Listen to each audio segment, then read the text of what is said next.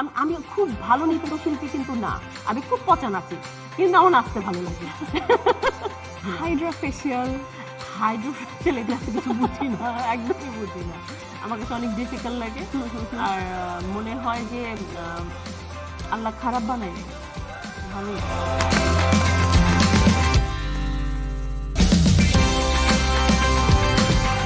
সৌন্দর্য ছড়িয়ে থাকে প্রকৃতির মাঝে, আর সেই প্রকৃত সৌন্দর্যে প্রকৃতির মাঝ থেকে সৌন্দর্য আহরণ করতে পারে সুন্দর মনের একজন মানুষ, প্রিয় অভিনেত্রী তাহমিনা সুলতানা মৌ। আর তাকে নিয়ে আমি ইন্দ্রাণী শুরু করছি আজকের স্যান্ডালিনা রূপকথা। তাহমিনা সুলতানা মৌ একজন গুণী অভিনয় শিল্পী, নৃত্যশিল্পী, মঞ্চ, টেলিভিশন, চলচ্চিত্র তিন মাধ্যমে অভিনয় করছেন। মঞ্চে সূচনা নাটকে তানিয়া চরিত্র কিংবা আত্মজয় নাটকে মমতাজ বেগম চরিত্রে দর্শক তাকে মনে রাখবে অনেক দিন।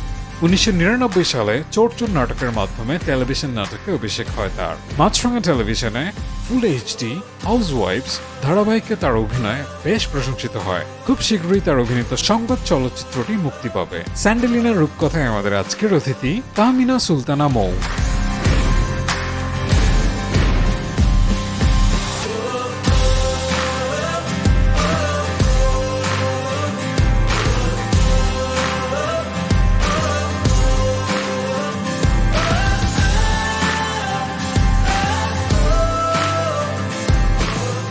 কেমন আছেন?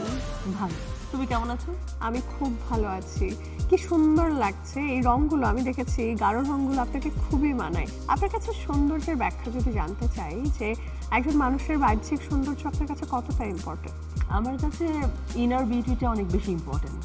একটা মানুষ যখন ভেতর থেকে সুন্দর হয় তখন মনে হয় তার সব কিছু সুন্দর। শুধু চেহারা সুন্দর দিয়ে আসলে আমার কাছে মনে হয় যে আপনি সুন্দর করে কথা বলছেন না, বা আপনার চিন্তা ভাবনা কাউ মানে পজিটিভ না, তখন সেটা আর ভালো লাগে না। তো মানুষটা যেমনই হোক, সৌন্দর্যটা যেমনই হোক, তার ভেতরটা সুন্দর হতে হবে, তাহলেই সে সুন্দর। আর যদি বাহ্যিক সৌন্দর্য, যেটা আমাদের সবার আগে, একটা মানুষকে যখন আমরা দেখি সেই বাহ্যিক সৌন্দর্যটাই কিন্তু আমাদের সবার আগে চোখে পড়ে। হ্যাঁ, সেই জায়গা থেকে আপনি একটা মানুষের কি কি খেয়াল করেন? চোখ, ড্রেস আপ, কথা বলার ভঙ্গি, এরকম টুকটাক। সময় বদলে যায়, কিন্তু আভিজাত্যের মানে একই থেকে যায়। স্মরণের ছোঁয়ায় তোমার উপমায় বদলে দিলে যে আমার। স্যান্ডালিনা সো, রূপচর্চায় আভিজাত্য। দেখতে দেখতে ক্যারিয়ারের তো অনেকটা সময় পার হলো, তবে একটু শুরুর দিকের কথা বলতে চাই। 2007-08 সালের দিকে আপনি মিসেস বাংলাদেশ প্রতিযোগিতায় অংশ নিয়েছিলেন, খুব ভালো একটা পজিশনও আপনি হোল্ড করছিলেন সেই সময়। হঠাৎ করে পেজেন্টে কেন নাম লেখালেন? আসলে আমার ইচ্ছে ছিল মিস বাংলাদেশ বা মিস ফটোজেনিক এরকম কিছুতে একটা নাম লেখানো। ওই কারণে 99-2000-এর দিকে ফটোশ্যুটও করেছিলাম চঞ্চল মাহমুদের কাছে। তো পরে হঠাৎ করে 2001-এ আমার বিয়ে হয়ে যায়। আচ্ছা, যেহেতু আমি ম্যারিড, তখন আমি আর ওই কোনো ফটোশ্যুট বা ওই ধরনের কোনো প্রতিযোগিতায় নাম লেখাতে পারিনি, তা আমি অফ হয়ে যাই। কিন্তু চঞ্চল ভাইয়ের মাথায় কি ছিল আমি আসলে জানি না, সে আমার ছবিটা এই মিসেস বাংলাদেশে জমা দিয়ে দেয়। দিয়েছেন।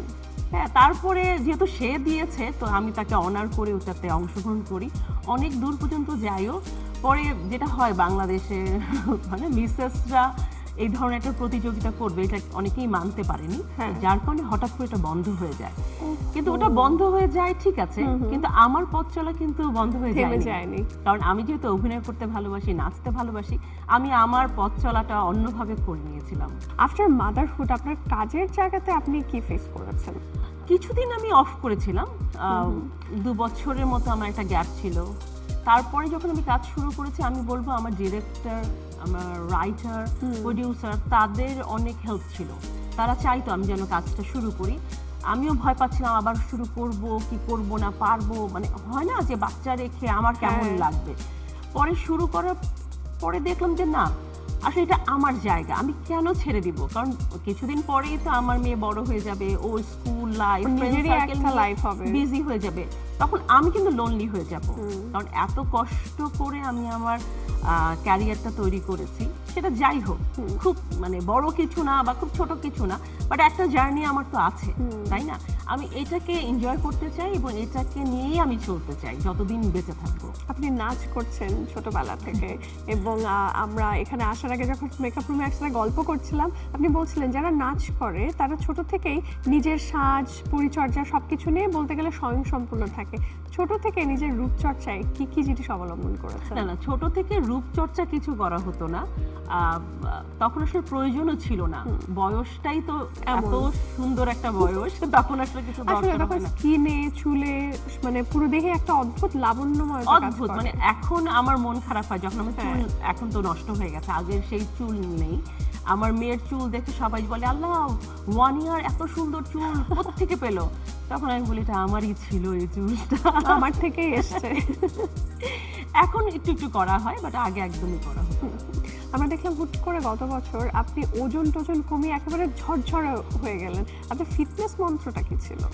ডায়েট, আর কিছু নাই। ডায়েট করা প্লাস হচ্ছে এক্সারসাইজ করা, সব কিছু আমাকে আসলে সব কিছু করতে হয়। আমি খুব একটা লাকি না যে অনেক ভাত খাচ্ছি, অনেক ফিজি ড্রিঙ্ক খাচ্ছি কিন্তু আমি মোটা হচ্ছি না, আমি তা না। আমার সব ক্ষেত্রে অনেক স্ট্রাগল করতে হয়, আমার ক্যারিয়ার ক্ষেত্রেও তাই, আমার ফিটনেসের ক্ষেত্রেও তাই, আমাকে অনেক বেশি কষ্ট করতে হয়, তারপরে আমি শুকাতে পারি। কারণ এটা মিডিয়া সবাই জানে আমার থাইরয়েড আছে, সো মেডিকেল একটা ইস্যু থাকার কারণে আমার এই ঝামেলা। থাইরয়েডের প্রবণতাই থাকে তো, মানে দুটো জিনিস থাকে, হয় শুকিয়ে ফেলা একেবারে, যারা আর হেলথ গেইন করতে পারে না, আর রিভার্স একটা ঘটনা ঘটে, ম্যাক্সিমাম এটা ঘটে যে ওয়েট গেইন করে। তো আমার হচ্ছে গিয়ে সেটা। সময় বদলে যায়, কিন্তু আভিজাত্যের মানে একই থেকে যায়। স্মরণের ছোঁয়ায় তোমার উপমায় বদলে দিলে যে আমার। স্যান্ডেলিনা সো, রূপচর্চায় আভিজাত্য।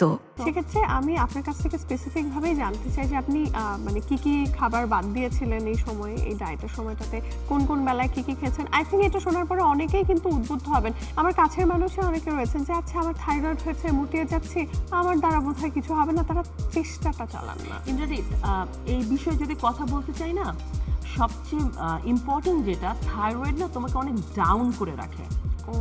সকালবেলাটা তোমার অনেক লেজি লাগবে, উঠতে ইচ্ছা করে না, কিছু করতে ইচ্ছা করে না, এবং এত মুড সুইং হয় না, এত মুড সুইং আমি তোকে বলতে পারবো না। হ্যাঁ, এই ভাল লাগছে কোনো রিজন ছাড়া, আমি হয়তো কান্নাকাটি করছি, কোনো রিজন ছাড়া আমার ভালো লাগছে না, খুব ছোট কথায় আমি আপসেট হয়ে যাই। এবং যখন আমি আপসেট হই, আমি নিজেকে নিজে বলি না মৌ ঠিক হয়ে যাবে, ঠিক হয়ে যাবে, এটা মুড সুইং হচ্ছে, এটা ঠিক হয়ে যাবে।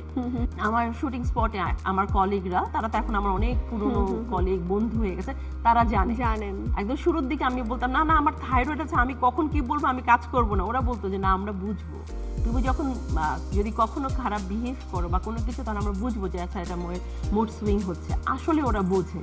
ওয়াও। এবং ফ্যামিলি সাপোর্ট, আমার হাজব্যান্ড, আমার বাচ্চা, অনেক অনেক। তো আর ফুডের কথা যেটা বললাম, ফুড আমাকে অনেক ফুড বাদ দিতে হয়, রিচ ফুড বাদ দিতে হয়, তারপরে ব্রোকলি, উইন্টার টাইমে মটরশুঁটি আমার অনেক ফেভারিট, মটরশুঁটি নো, এরকম অনেক খাবার আছে যেটা খেতে পারি না। আপনি নাচটা কখনো ছাড়েননি, মা হওয়ার পরেও না? মানে একদম রেগুলার করা হয় না, কিন্তু অন এন্ড অফ আমি করি, কারণ আমার এটা ভালো লাগে। আমি খুব ভালো নৃত্যশিল্পী কিন্তু না, আমি খুব পচা নাচি, কিন্তু আমার নাচতে ভালো লাগে।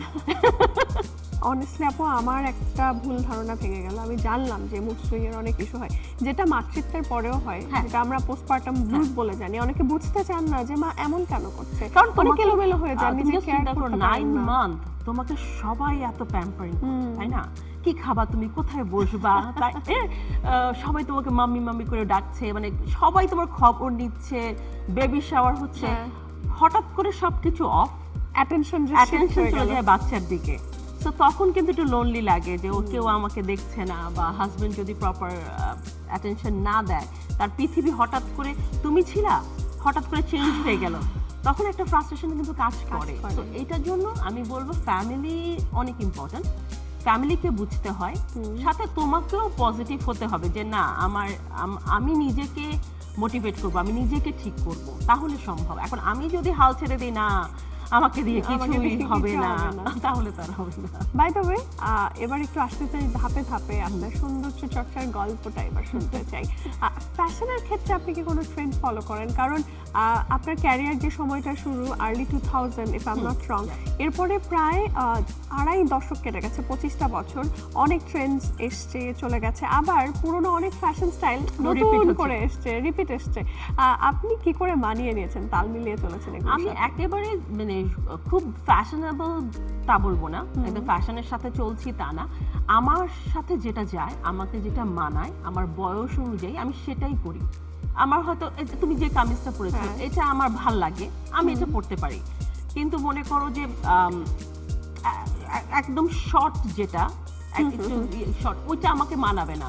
আমার স্ট্রাকচার, আমার বয়স, ফিটনেস সবকিছু মিলে আমাকে মানাবে না, সো আমি ওটাতে আমি যাবো না। সো এরকম ভাবে একদমই ফ্যাশনের সাথে নাই, একদম যে ব্যাকডেটেড তাও না, মোটামুটি একটু ট্রেন্ডের মধ্যে আছি আর আমি কি। যদি এরকম দশক ধরে জানতে চাই কোন দশকের ফ্যাশন আপনার খুব ভালো লাগে এবং মন চায় যে ইস, এই ট্রেন্ডটা যদি আবার আসতো খুব ভালো হতো? না, আমার হচ্ছে শাড়ি। শাড়ি হচ্ছে গিয়ে তোমার যে কোনো টাইমলেস টাইমলেস যে কোনো টাইমের যে কোনো শাড়ি। এবং আমার মজার বিষয়টা হচ্ছে আমি কোনো এক টাইপের শাড়িতে ফিক্সড না, আমি যে কোনো শাড়ি ক্যারি করতে পারি। সেটা তুমি আমাকে 200 টাকা শাড়ি দিলে আমি ক্যারি করতে পারবো, লাখ টাকা শাড়ি দিলেও ক্যারি করতে পারবো। এটা আমার কাছে মনে হয় এটা অনেকেই পারে না, এটা আমি পারি, এটা আমার কাছে ভালো লাগে। অনেক খাবার আপনি খাদ্য তালিকা থেকে বাদ দিলেও যেটা আপনি বাদ দেননি সেটা হচ্ছে রান্না করার হবি। আমি শুনেছি আপনি খুব ভালো রান্না করতে পারেন। ফেসবুকে আমরা একসাথে রয়েছে এবং আমি দেখি আপনি মাঝে মধ্যে অনেক পদ রান্না করে কাছের মানুষ, বন্ধু বান্ধব, কলিগ, আত্মীয় স্বজন সবাইকে নিয়ে একসাথে দাওয়াত করে তাদেরকে খাওয়াতে ভালোবাসেন। আপনার সিগনেচার ডিশ কি? আমার সিগনেচার ডিশ চিকেন মিটলোফ, পায়া, এই দুটা সবাই খুব পছন্দ। ও আরেকটা হচ্ছে কাঁচামরিচ দিয়ে সরিষা দিয়ে একটা রান্না করি, মানে ডিশটাই হচ্ছে পুরো কাঁচামরিচের। তো এটা যখন আমি সার্ভ করি কখনো, সবাই খুঁজে আচ্ছা এটার মধ্যে আর কি আছে আর কি আছে, আমি এটার মধ্যে কিছু নেই, এটাই হচ্ছে কাঁচামরিচের। গড, আমার তো এখন এখানে বসে থাকা দায় হয়ে যাচ্ছে, আমার তো জিভে জল চলে আসছে। আমি স্পাইস লাভার একটা মানুষ। আপনার প্রিয় খাবার কি? আমার থাই ফুড পছন্দ। আচ্ছা, আর দেশি খাবারের মধ্যে? আমি যখন হলিডেতে যাই, হলিডে থেকে যখন আমি ব্যাক করি বাসায়, আমার বলা আছে বাসায় গরুর গোশ, ভাত, ডাল, আলু রেডি ভর্তা, রাখতে এটা হবে। রেডি। বাইরের অনেক কাজের জন্য তো অনেক সময় যেমন আপনাদের দিনের বেশিরভাগ সময় তো শুটিংয়েই কাটে, শুটিং এর খাবারটাই বেশি খাওয়া হয়। তো ঘরে ফিরে মানে আয়েশ করে ঘরের রান্না না, করার আমি কোনো আসলে তুলনা অত হয় না। আয়েশ করে খেতে পারি না। তাই কেন? হ্যাঁ, কারণ বেশি আয়েশ করে খেলেই আমার অবস্থা খারাপ হতে থাকে। আচ্ছা, আপনার হবি কি? এখন ট্রাভেলটা আমার এখন এই হবিটা আমার এসেছে আমার হাজবেন্ডের কাছ থেকে। আচ্ছা। আগে কখনোই আমার এমন কোনো ড্রিম ছিল না যে ঘুরতে যাব কোনো কিছু, তো এটা আমার হাজবেন্ডের কাছ থেকে আসছে। এখন আমি তাকে খোঁজা, তো যাবো না আমরা কোথাও যাবো না। মোটামুটি বছরে তাহলে কবার ঘুরতে যাওয়া হয়? একবার তো যাওয়া হয় জুন জুলাইতে, যেহেতু মেয়ের স্কুল ছুটি থাকে ওই টাইমটা, আর ডিসেম্বরটা কখনো যাওয়া হয় কখনো যাওয়া হয় না। তাহলে পরিবারের সাথে বোঝাপড়াটা কেমন সব মিলিয়ে? আলহামদুলিল্লাহ ভালো। এর মধ্যে একদিন আমি খুব আপসেট হয়ে গিয়েছিলাম, একটা কারো পোস্ট দেখে খুব আপসেট ছিলাম। তো এবার আমি কান্না করে দিচ্ছি, এত আপসেট হয়ে গেছিলাম। তো আমার হাজবেন্ড বলছে তুমি কেন আপসেট? আমি বললাম যে না, মানে সবার ক্যারিয়ার এক ধরনের, আমারটা ওরকম না, সবকিছু মানে সবকিছু মিলে আমি মানে হয়তো সাকসেস প্রপারলি না, এটা নিয়ে আমি খুব আপসেট। তখন ও বললো দেখো, সবাই কিন্তু একটা বয়সে যাওয়ার পরে ফ্যামিলির প্রায়োরিটি বুঝতে পারে, তখন তারা ফ্যামিলি খুঁজে। তুমি কি লাকি না যে তুমি তোমার ফ্যামিলিকে নিয়েই সবসময় আছো? তখন আমি রিয়েলাইজ করলাম যে আসলেই তাই, আমি সবসময় কাজের ক্ষেত্রে কাজটাকে যতক্ষণ প্রেফারেন্স দিয়েছি, সাথে সাথে আমি আমার ফ্যামিলিকে প্রেফারেন্স দিয়েছি। দুটোই, এটা আসলে দুটোকে আমি দিয়েছি। হয়তো হয়তো অনেক কিছু করতে পারিনি জীবনে, কিন্তু দিন শেষে কিন্তু আমার একটা ছোট্ট সংসার আছে। হ্যাঁ, এটা একটা ব্রিদিং স্পেস রয়েছে। সাইকিয়াট্রিস্টের কাছে গেলে ওনারা প্রথমেই যখন সবকিছু শোনেন মেন্টাল কন্ডিশনের অবস্থা, একটা জিনিস তারা জিজ্ঞেস করেন যে আপনার ভেন্টিলেশন কে বা আপনার ভেন্টিলেশন কি। আমি বুঝতে পারছি আই গেস আপনার প্রিয়তম সেই মানুষটাই আপনার ভেন্টিলেশনের জায়গা। ও তো মনি তো আছেই, প্লাস জানো আমার কিছু বন্ধু আছে যাদের সাথে আমার বয়সের ডিফারেন্স, মানে কেউ আমার থেকে অনেক বড়, কেউ আমার থেকে 2-4 বছরের বড়, কেউ আমার বয়সী, বাট কয়েকটা বন্ধু আছে আমার যাদের কাছে আমি যা ইচ্ছা তাই বলতে পারি, এনিথিং, মানে যে কোনো বিষয়ে আমি কথা বলতে পারি, কোনো বাইন্ডিংস নাই। শুধু ক্যারিয়ারের প্রসঙ্গে না, ব্যক্তিগত জীবনেরও তো হ্যাঁ। অনেক চড়াই উতরাই থাকে। যখন ডিপ্রেসড লাগে, মানে লাগে তো নিশ্চয়ই, অবশ্যই। সেই সময়টা কি করেন, উতরে যান কি করে সে? আমি খুব বেশি যদি আপসেট হয়ে যাই আমি পার্লারে ঢুকে যাই, হ্যাঁ, নিজেকে প্যাম্পার করি, অথবা কোনো একটা শপিং এ চলে যাই। কারণ আমার কাছে মনে হয় যে কাউকে আমি যে, হ্যাঁ আমি কথা শেয়ার করি, কিন্তু ওই মুহূর্তে ওই কথাটা তাকে বললাম বা যার কারণে আপসেট হলাম, ওই সিচুয়েশনটা নষ্ট করার থেকে মাথা ঠান্ডা করাটা ইম্পর্টেন্ট। পার্লারে যাই, একটু হট অয়েল মাসাজ নেই, ঠিক আছে, মাথা ঠান্ডা, সব ঠান্ডা। দারুণ। শপিং এর কথা বললেন, মেয়েদের তো খুবই কমন একটা ব্যাপার, যেমন আমারও মন খারাপ থাকলেও শপিং, মন ভালো থাকলেও শপিং, কিছুই বুঝতে পারছি না কিন্তু তাও শপিং। আপনি কতটা শপাহলিক? খুব বেশি না, মোটামুটি। আচ্ছা, শপিং এ গেলে কি কেনা হয় বেশি? আমার না যেটা হয় যে আমি যখন খুব প্ল্যান করে যাই যে আমি আজকে শাড়ি কিনবো বা একটা জুয়েলারি কিনবো, সেদিন আমি কিনতে পারি না। ওই দিন দেখা যায় আমার পছন্দই হবে না, অথচ র্যান্ডম আমি ঘুরছি, তখন হয়তো বা পছন্দ হয়ে গেল, নিয়ে নিলাম। এরকম আমার এটা একটা প্রবলেম আছে, আমি সবসময় কিনতে পারি না, বাট আমি পছন্দ যদি হয় তখন আমি কিনি। আবার উইন্ডো শপিং করতে পছন্দ করি না, যে র্যান্ডম ঘুরে বেড়াচ্ছি লিস্ট টেস্ট করে। হ্যাঁ, আমি একদম জানি যে আমি এই শপিং মলে যাব, এখান থেকে এটা কিনে নিয়ে চলে আসবো, এরকম আমি। এবার কিছু স্পেশাল মানুষের গল্প শুনতে চাই। আপনার বোন চিত্রনায়িকা এবং আমাদের খুবই প্রিয় একজন মানুষ শাবনাজ, এবং তার সন্তানরা তো এখন ফ্যাশন ডিজাইনার। ওদের ডিজাইন করা পোশাক কি পরা হয়? হ্যাঁ, পরা হয়। ওদের ব্র্যান্ডের নাম হচ্ছে মাহনীরা। Oh, wow. মাহনীরা হচ্ছে মাহাদিয়া আর নামিরা, আচ্ছা, দুটো দুজনকে মিলিয়ে মাহনীরা। তো নামিরা যখন বানায়, প্রথমে মাম্মা তুমি ট্রায়াল দিয়ে দেখো এই সাইজটা ঠিক আছে কিনা, তো আমার পরা হয়। আর ড্রেসগুলো খুবই কমফোর্টেবল। ওদের সাথে সময়টা কিরকম কাটে? কারণ এখন আমরা মাঝে মধ্যে আমরা দেখতে পাই, আমরা সোশ্যাল মিডিয়াতে দেখি যে আপনারা একসাথে সবাই মিলে ঘুরতে যান। চিত্রনায়ক নাইম এবং চিত্রনায়িকা শাবনাজ, ওনারা দুজন মিলে বেশ কিছু ছোট ছোট রিলসও করেন ফান করে। যখন এই রিসেন্ট টাইমে একটা ভাইরাল টপিক ছিল না, হেনা কোথায়, আমাকে একজন এসে জিজ্ঞেস করছিল হেনা কোথায়, আমি কি বলছি কে হেনা, হুট করে মাথায় হুট করে। আসছিল না। পরে আমি, ও আচ্ছা আপুর কথা জিজ্ঞেস করছে। অনেকে আবার এখন সোশ্যাল মিডিয়াতে লেখে যে হেনার বোন। কে? আচ্ছা, আবার যদি একটু জীবন নিয়ে জানতে চাই, জীবন কতটা সুন্দর এই সময় দাঁড়িয়ে যদি বলতে হয়? আলহামদুলিল্লাহ, জীবন আসলেই সুন্দর। জীবনটা তুমি যেভাবে দেখবে তোমার জীবনটা সেরকমই হবে। আমি আমার জীবনটাকে যেভাবে দেখতেছি, আলহামদুলিল্লাহ তার থেকে অনেক অনেক ভালো আছি। শুধু বাবা মা নেই, বাবা মা থাকলে আর একটু ভালো হতো। আচ্ছা, একটু ভারী হয়ে গেছে, আমরা আবার একটু রূপচর্চার গল্পে আসি। আপনি বলছিলেন যে যখন মুডটা খুবই অফ থাকে আপনি একটু সেলফ প্যাম্পারিং এ চলে যান, পার্লারে চলে যান। মাসে মোটামুটি কবার যাওয়া হয় পার্লারে? 2 বার যাওয়া হয়। কি কি করেন? আমার হট অয়েল মাসাজটা করা হয়, ম্যানিকিউর পেডিকিউর। ফেসিয়ালটা খুব রেয়ার করি, কারণ বাসায় দেখা যায় মেকআপ উঠিয়ে আমি প্রপারলি ক্লিন করি, তো ফেসিয়াল অত করা এখন তো ফেসিয়ালের অনেক ধারা আছে, এটা বরাবরই ছিল যে হার্বাল ফেসিয়াল, নরমাল আমি ফেসিয়াল, হার্বালটাই করি। আমি ফেসিয়াল, কিছু বুঝি না, হাইড্রা ফেসিয়াল, হাইড্রোফেশিয়াল এগুলো এত কিছু বুঝি না, একদমই বুঝি না। আমার কাছে অনেক ডিফিকাল্ট লাগে। আর মনে হয় যে আল্লাহ খারাপ বানায় নাই, ভালোই। আসলে এক একটা বয়সের সৌন্দর্য তো এক এক রকম, এবং প্রত্যেকটা মানুষেরই বোধহয় উচিত সেই সময়টাকে এমব্রেস করা, জীবনের প্রত্যেকটা ধাপকে এমব্রেস করা। আপনি কতটা করেন? আমি করি, এবং আমার বন্ধুরা খেপে যায় যখন আমি ফেসবুকে ডিক্লেয়ার দিয়ে আমার বার্থডে করি, না বয়সটা উল্লেখ করে, হ্যাঁ, না আমি 44, তুমি কেন লিখলি, এখন তো আমাদের লিখতে হবে, খেপে যায় ওরা। কিন্তু আমি আমার প্রতিটা বয়স এনজয় করি।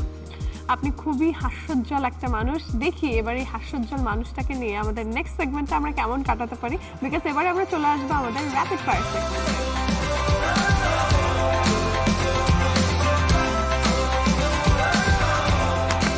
তো এবার আমরা চলে এসেছি আমাদের র্যাপিড ফায়ার সেগমেন্টে। আপনাকে খুব র্যাপিডলি আমি কোয়েশ্চেন করব, আপনাকেও দ্রুত সেগুলোর আনসার দিতে হবে, এবং আনসারগুলোতে যেন থাকে ফায়ার। অ্যাডিশনাল আর একটা নিয়ম রয়েছে, সেটা হচ্ছে আপনি কোনো প্রশ্নের উত্তর স্কিপ করতে পারবেন না। মেকআপের ক্ষেত্রে আপনার ফেভারিট ব্র্যান্ড কোনটা? ম্যাক। অনলাইনে কেনাকাটার ক্ষেত্রে আপনি কতটা প্রো? খুব একটা না। এই মুহূর্তে কোন রংটা বেশি পছন্দ? এই মুহূর্তে এই রংটা পছন্দ। আমি হঠাৎ করে আবিষ্কার করলাম এই রং আমাকে সুন্দর লাগে। আসলে সুন্দর লাগে। আপনার সবচেয়ে প্রিয় কোট কোনটা? Life is beautiful, life is short, so enjoy. কখনো কি বিশেষ কোনো তারকার বিশেষ কোনো হেয়ারস্টাইল কপি করে হেয়ার কাট করেছিলেন? হ্যাঁ, কার? Princess princess Diana. ডায়ানা, আমার ছোটবেলায় হেয়ার কাট ছিল ওরকম। যদি তাহমিনা সুলতানা মৌ না হয়ে সাদিয়া ইসলাম মৌ হতেন তাহলে কি করতেন? আই উইশ কিছু করার দরকারই ছিল না, তখন আমি সাদিয়া ইসলাম মই পাম। আপনার বোন চিত্রনায়িকা শাবনাজের কোন গুণটি আপনি রপ্ত করতে চান? আপু হচ্ছে গড গিফটেড অ্যাক্টিং এর ক্ষেত্রে, আমি যদি এটা পারতাম। স্ট্রিট ফুড তো খাওয়া হয়, ফেভারিট স্ট্রিট ফুড কোনটা? গুড়ি ফুচকা। কখনো যদি রোড ট্রিপে দুইজন নারী কলিগকে সাথে নিয়ে যাওয়ার সুযোগ হয় আপনি কাদেরকে সিলেক্ট করবেন? দীপাপু, আর জলেপা। কখনো কি পার্লারে কোনো সার্ভিস দিতে গিয়ে ডিজাস্টার হয়েছিল? হ্যাঁ, কি? হাইড্রোফেশিয়াল। এই জন্য ওটা তখন স্কিপ করে গেছেন। ও মাই গড, কি হয়েছিল? ওটা করার পরে আমি ফিল করি যে আমার পুরো স্কিন ড্রাই হয়ে গেছে, তো আমি এরপর থেকে নো, তো হার্বাল ফেশিয়াল পারফেক্ট। এবং you look so glowy, so beautiful. সবসময় এরকম হাসি খুশি থাকবেন। আজকে আপনাকে স্যান্ডেলিনা রূপকথা পেয়ে আমরা খুবই হ্যাপি। অ্যান্ড স্যান্ডেলিনা রূপকথার পক্ষ থেকে আপনার জন্য রয়েছে একটা আকর্ষণীয় গিফট হ্যাম্পার। Thank you. স্যান্ডেলিনা রূপকথাকে অসংখ্য ধন্যবাদ, মাছরাঙাকে ধন্যবাদ এবং তোমাকে অসংখ্য ধন্যবাদ।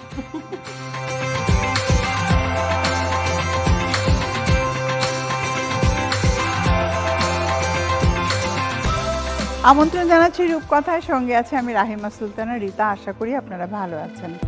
আজকে আমি আপনাদের একটা খুব চমৎকার রেমেডি দেখাবো। সেটা হলো শীতের সময় দেখা যায়, অথবা অনেকের দেখা যায় সারা বছরই পা অনেক বেশি ফাটে।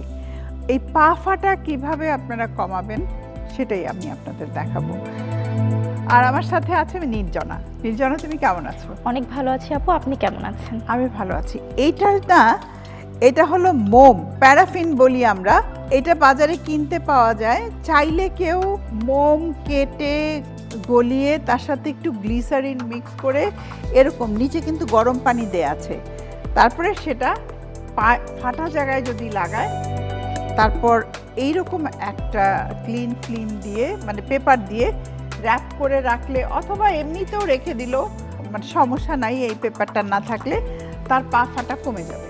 চলুন তাহলে দেখুন আপনারা কেমন করে আপনাদের উপর অ্যাপ্লাই করবেন। নির্জনা,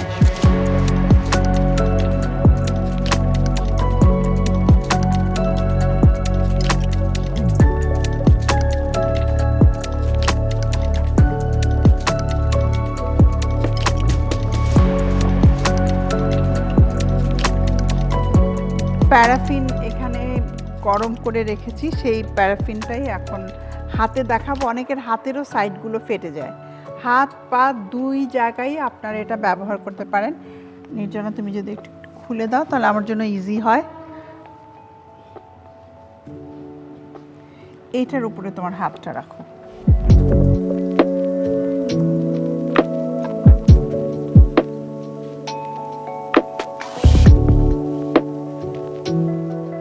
আমি হাত দিয়েই দিয়ে দিচ্ছি, কিন্তু এটা লাগাতে হবে একদম গরম অবস্থায়। হ্যাঁ, এখনো একটু গরম আছে। এটা যে সমস্ত জায়গায় ফাটা থাকে সেই সমস্ত জায়গায় এটা দিয়ে দেন র্যাপিং পেপার দিয়ে র্যাপ করে দিতে হয়। র্যাপ করে রেখে দিতে হয় কিছুক্ষণ, তারপর খুলে নিতে হয়। তাহলে হয় কি, যে ফাটা জায়গাগুলো যেগুলো থাকে সেগুলো আস্তে আস্তে রিপেয়ার হয়ে যায়।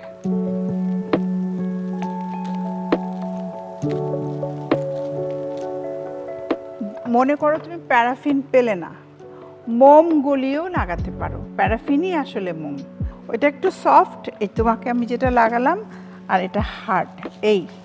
এইভাবে রেখে দিতে হবে 20 মিনিট। তারপর 20 মিনিট পর আস্তে আস্তে খুলে হালকা ম্যাসাজ করে নিতে হবে। তাহলে রেগুলার যদি সপ্তাহে অ্যাটলিস্ট 2 থেকে 3 দিন যদি করা যায়, অনেকের অনেক বেশি ক্র্যাক হয়ে যায় পায়ে দেখা যায়, তাই না, রক্তও বের হয়। তো তাদের জন্য এটা অসম্ভব ভালো কাজ করে। আর গ্লিসারিনটা রেগুলার যদি মাখা যায় তাহলেও হাত পা ফাটা থেকে আমরা রোধ করতে পারি। তো এইভাবে চাইলে আমরা আমাদের এই হাত পা ফাটার থেকে রক্ষা পেতে পারি। বিশেষ করে পায়ের যে গোড়ালিটা ফেটে যায়, দেখতে খুব বাজে লাগে। ওই জায়গাটা একটু ঘষে নিতে হয়, ঘষে দেন তুমি রেগুলার লাগালে আস্তে আস্তে পাটা সফট হয়ে যাবে, দেখতে সুন্দর লাগবে। আমাদের শরীরের প্রত্যেকটা অংশের যত্ন দরকার। আমরা যদি প্রপার কেয়ার না করি তাহলে দেখা যায় যে কোনো অংশই ঠিক থাকে না। তা আমি এখন এটা খুলে নিচ্ছি। খোলার সময় একটু কেয়ারফুলি খুলতে হবে, আর একটা সফট স্কিন পাওয়া যায়। এই এবার আমি একটু মুছে নিচ্ছি।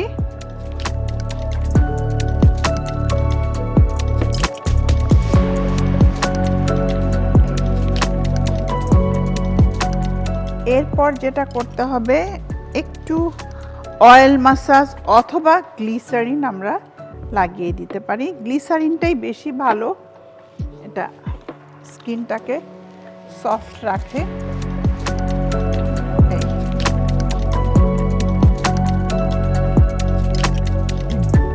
তুমি দেখো তোমার দুটো হাত দেখলেই বুঝতে পারবে যে চেঞ্জটা কতটা হলো। অনেক সফট হয়ে গিয়েছে আগে থেকে। তাই প্যারাফিন আসলেই খুব ভালো একটা জিনিস, কিন্তু এটা সহনীয় অবস্থায় গরম থাকতে স্কিনে ব্যবহার করতে হবে। বেশি গরম দিলে কিন্তু স্কিন পুড়ে যাবে, এটাও খেয়াল রাখতে হবে। ঠিক আছে, তোমাকে অসংখ্য ধন্যবাদ আমাকে সাহায্য করার জন্য। থ্যাংক ইউ সো মাচ আপু, আমাকে এত সুন্দর রেমেডি দেখানোর জন্য। প্রিয় দর্শক, আপনারা দেখলেন হাত পা ফাটার থেকে কিভাবে আমরা রক্ষা পেতে পারি। আশা করি রেগুলার করবেন, এবং পা ফাটা, বিশেষ করে যাদের পা ফাটে, এই রেমেডিটা ইউজ করলে আমি আপনাদেরকে এতটুকু বলতে পারি যে আপনার পা ফাটা একদমই বন্ধ হয়ে যাবে, একটু একটু করে কমতে কমতে শেষ হয়ে যাবে। ভালো থাকবেন, দেখা হবে আবার।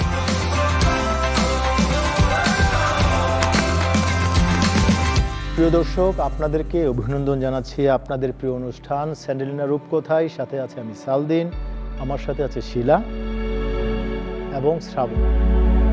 চলুন এই পর্বে আমরা দেখব যারা সব সময় আমাদের বসে কাজ করতে হয়, কিংবা যারা আমাদের শারীরিক কোনো কাজকর্মই কোনোভাবে হয় না, তারা কিভাবে শরীর এবং মনকে ভালো রাখতে পারেন। সেজন্য আমরা ক্রস লেগ পজিশনে বসে প্রথম আমাদের শ্বাসকে আমরা সঠিক অবস্থায় নিয়ে আসব, গভীরভাবে শ্বাস গ্রহণ করব, ধীরে ধীরে শ্বাস ছাড়ব। আমরা জানি যে আমরা যখন ফিজিক্যাল অ্যাক্টিভিটিস করি কেবল আসলে তখন কিন্তু শ্বাসের ব্যায়াম হয়, সেই জন্য আমরা ভালো থাকি। যখন আপনি সময় নিয়ে শ্বাস ছাড়বেন তখন ভিতরে আমাদের PNS parasympathetic nervous system activate হয়, অ্যাওয়ারনেস বিল্ড হয়, এবং আমাদের ভিতরে পজিটিভ হরমোনাল সিক্রেশন বেড়ে যায়। পজিটিভ হরমোনাল সিক্রেশন বেড়ে গেলে আমরা একটি আরাম বোধ করি। এই আরামটি কিন্তু সব ধরনের প্রবলেমকে সলভ করতে সাহায্য করে।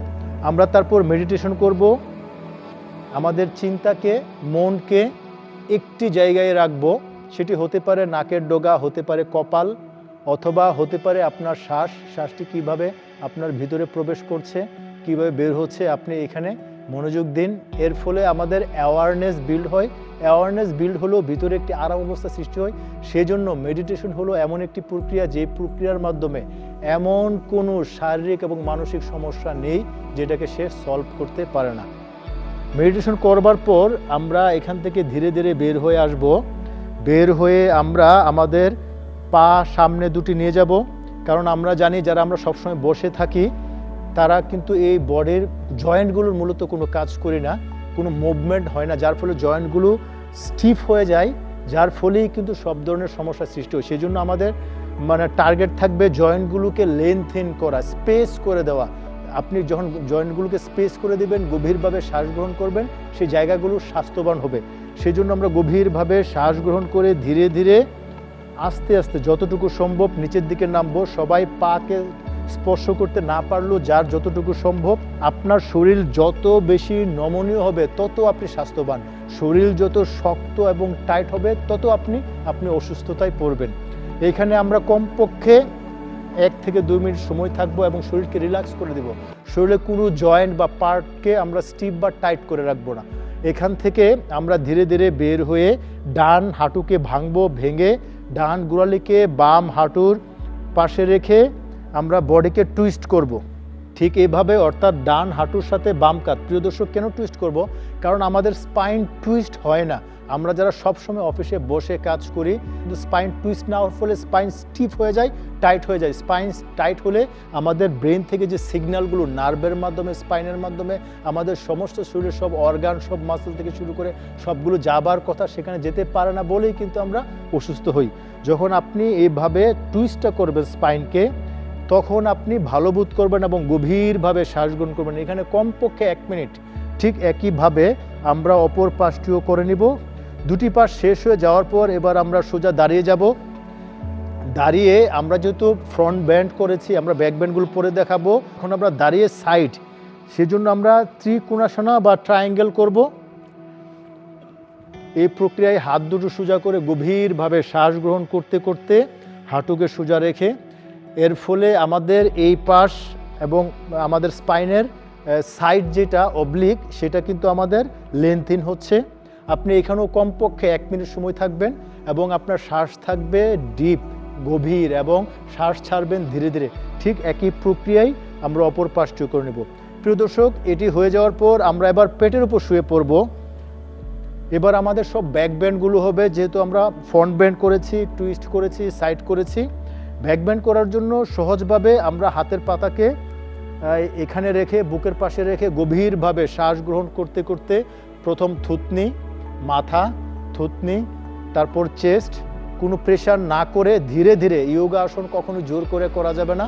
আপনি এখানে কমপক্ষে 1 মিনিট সময় থাকবেন, শ্বাস থাকবে গভীর। এখানে শোল্ডারটি আমরা চেষ্টা করব পিছনের দিকে দেবার। তারপর আমরা এখান থেকে ধীরে ধীরে নেমে আমরা হাত দুটোকে একসাথে রেখে হাঁটু ভেঙে আমরা হিলকে দুপাশে রাখবো। গভীরভাবে শ্বাস নিয়ে ডান পাশে এখানে রেখে দিব মিনিমাম 30 সেকেন্ড থেকে 1 মিনিট। তারপর আবার শ্বাস গ্রহণ করে শ্বাস ছাড়তে ছাড়তে মধ্যে, তারপর বাম দিকে এখানেও আমরা কমপক্ষে 30 সেকেন্ড থেকে 1 মিনিট সময় রাখবো এবং ধীরে ধীরে শ্বাস নেব। এইটি আমরা কমপক্ষে 10 থেকে 12 বার করব। এটি হয়ে যাওয়ার পর যারা পারবেন তারা ধনুরাসনা বা বো পোজ আমরা এটি করতে পারি। যারা পারবেন ঠিক এই প্রক্রিয়ায় গভীরভাবে শ্বাস গ্রহণ করে আপনি আপনার মাথা, বুক সব কিছু উপর দিকে তুলে ধরবেন। যারা আমরা সবসময় বসে থাকি বা কোনো মুভমেন্ট করি না, আমাদের এই জায়গাতে প্রেশার পড়ে না, যার ফলে আমাদের ডাইজেস্টিভ সিস্টেমও নষ্ট হয়ে যায় এবং সব হরমোনাল সিস্টেমগুলো, অ্যাড্রিনাল গ্ল্যান্ড থেকে সব গ্ল্যান্ডগুলো ঠিকভাবে কাজ করতে পারে না। এখানে কমপক্ষে 30 সেকেন্ড সময় থেকে 1 মিনিট থাকার পর আমরা আরও শরীরকে ভালো রাখতে গেলে আমরা এই মুভমেন্টটি করতে পারি। এই মুভমেন্টের ফলে আপনি লক্ষ্য করুন আপনার ভিতরে বিশেষ করে যে হরমোনাল সিক্রেশন হওয়ার যে গ্ল্যান্ডগুলো আছে সেগুলো কিন্তু সবগুলো অ্যাক্টিভেট হবে, এগুলোর কার্যক্ষমতা বৃদ্ধি পাবে, যার ফলে আপনি স্বাস্থ্যবান হতে পারবেন। তারপর আমরা এখান থেকে রিল্যাক্স হয়ে ক্রোকোডাইল পোজে আমরা সম্পূর্ণ শরীরকে শিথিল করে দেব।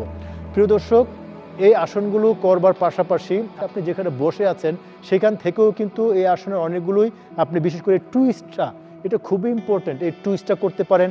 তারপর আপনি ওখানেই কিন্তু বসেই কিন্তু আপনি চাইলে কোমর হাত দিয়ে মানে স্পাইনকে যত বেশি লেন্থিন করবেন ততই কিন্তু আপনি শরীরের অবস্থাগুলোকে ভালো রাখতে পারবেন।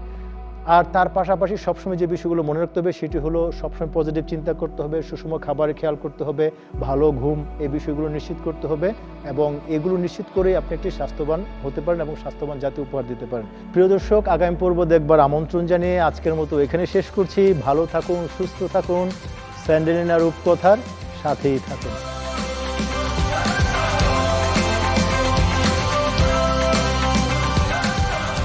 দর্শক, আপনারা দেখছেন স্যান্ডেলিনা রূপকথা। আজকের মতো তো বিদায় নেবার সময় হলো, তবে আগামী পর্বে অবশ্যই হাজির হয়ে যাব নতুন কোনো তারকা অতিথির সাথে দারুণ আড্ডা নিয়ে। সাথে থাকবে নতুন কিছু বিউটি টিপস এবং নতুন কিছু যোগার আসনও থাকবে আপনাদের জন্য। সবাই ভালো থাকুন, সুস্থ থাকুন, থাকুন নিরাপদে এবং দেখতে থাকুন মাছরাঙা টেলিভিশন।